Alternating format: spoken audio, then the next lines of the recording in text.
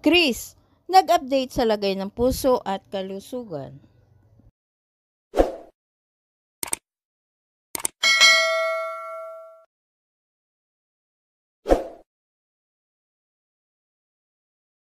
Sa kanyang social media account, nagbigay ng update ang Queen of All Media, Kris Aquino, sa lagay ng kanyang kalusugan at sa kanyang buhay pag-ibig.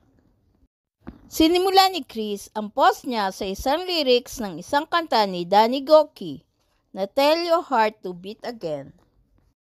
Ayon kay Kris, matagal siyang hindi nagpo-post dahil ayaw niyang malungkot at mawala ng pag-asa ang mga taong nagdadasal para sa kanya.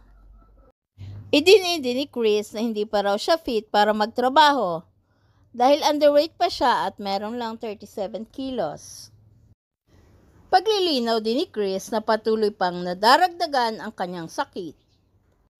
Gayon din, ipinaliwanag ni Kris na sa ngayon ay wala siyang love life, na siya ay single at walang fiancé. At ayon pa kay Kris, dahil hindi naman siya nagbigay ng detalye noong naging sila ng kanyang ex na doktor, kaya hindi na rin siya mag-elaborate kung bakit sila naghiwalay. Yesterday's a closing door, you don't live there anymore. Say goodbye to where you've been, and tell your heart to beat again. Let every heartbreak and every scar be a picture that reminds you who has carried you this far. 'Cause love sees farther than you ever could. In this moment, heaven's working everything for your good. Thank you at Chinita Princess, at Miles Ocampo, at Darla, Dr. at Rainer Tanalgo. He's my pain management doctor, and Dr. at Hazel David MD. I haven't posted anything because I didn't want all those praying for me to feel sad and lose the faith. May I clarify? I'm not yet fit to work because I'm very underweight, 37 kilos / 82 pounds. My deal with my team of doctors, Dr. Jombi, Dr. Janelle, at Dr. Katsi, who is now mourning the loss of our father, and Dr. Rainier, is that my WBC doesn't fall below 5.5 for 4 straight weeks. My hemoglobin improves to at least a 9.5. My anemia is both hereditary and nutritional. And my weight holds steady at 90 pounds / 40.8 kilos.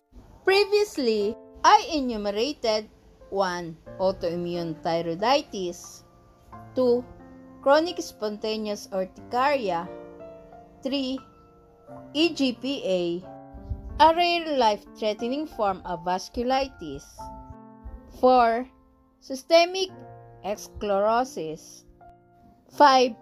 Lupus / SLE, and 6.